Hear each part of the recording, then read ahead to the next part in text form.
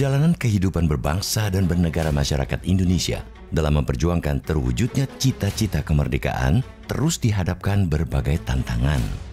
Masih kerap munculnya sikap saling menyalahkan, saling curiga antar kelompok, dan sikap intoleran. Nah, sekarang ini kita melihat bayangan keindonesiaan tuh, bayangan kekitaan tuh retak.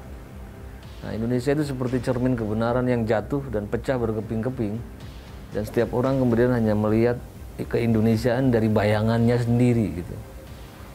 Nah, tapi saya kira dengan mengatakan begitu tidak berarti kita harus memandang Indonesia dengan penuh pesimisme, karena di sisi lain kita juga melihat di balik krisis ini juga orang mulai menyadari bahwa kebangsaan ini bukan proyek sekali jadi yang turun tiban dengan sendirinya ada, tapi sesuatu yang harus terus sengaja diusahakan. Era globalisasi saat ini telah menimbulkan banyak persoalan yang serius terhadap rasa, patriotisme, dan nasionalisme bangsa kita. Teknologi di segala bidang, terutama teknologi informasi, suatu keniscayaan yang tidak bisa kita hindari, di mana masyarakat bisa dengan mudah mengakses informasi yang baik bahkan yang buruk sekalipun melalui jejaring media sosial di seluruh dunia. Hal ini nyata berdampak pada kehidupan di masyarakat kita pada saat ini. Akibat tak terbendungnya informasi-informasi tersebut, dampaknya diantaranya semakin rendah dan memudarnya nilai-nilai budaya bangsa, menurunnya rasa solidaritas sosial, munculnya paham radikalisme yang mengancam negara. Menurut saya ini salah satu pengikat keindonesiaan yang luar biasa adalah bahasa. Bahasa sebagai pemersatu. Bahasa itu dahsyat. Bahasa Indonesia merupakan bahasa pemersatu bangsa. Lalu, dalam kaitan dengan bela negara, hal ini harus diimplementasikan upaya bela negara dalam kehidupan sehari-hari. Banyak sekali contohnya yang dapat kita terapkan dalam hal-hal yang bermanfaat di kehidupan keseharian kita. Lalu, seperti apa?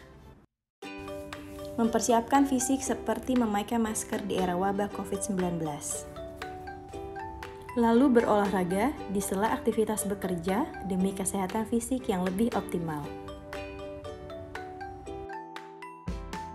Selain kesiapan fisik, kesiapan mental juga harus kita lakukan, seperti beribadah demi meningkatkan kualitas keagamaan kita agar tidak mudah dipecah belah dengan berita hoaks dan tidak mudah didekatkan dengan paham radikalisme. Mematuhi perundang-undangan atau aturan yang berlaku seperti berjalan kaki dan menyeberang jalan sesuai dengan fasilitas yang sudah disiapkan. Tidak sembarang menyeberang atau berjalan agar tidak menyulitkan orang lain atau membahayakan diri sendiri.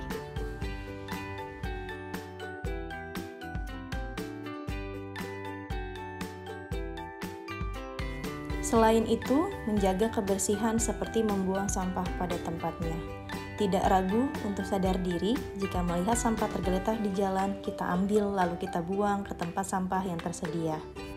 Menerapkan sikap tenggang rasa dengan masyarakat lainnya. Mendukung program pemerintah untuk mengurangi polusi dengan menggunakan transportasi umum dalam keseharian demi terciptanya udara yang bersih dan sehat. Sebagai warga negara yang baik, sebaiknya melakukan kegiatan ini. Di samping demi udara yang sehat, hidup pun sehat.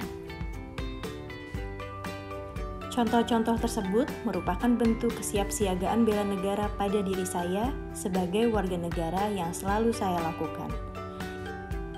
Indonesia ada karena perjuangan. Maka dari itu, sebagai warga negara yang baik, kita harus selalu menanamkan jiwa nasionalisme pada diri kita. Jika bukan generasi muda yang meneruskan dan menanamkan dalam diri serta mengimplementasikannya, lalu siapa lagi? Saya Indonesia, saya mampu, saya bisa.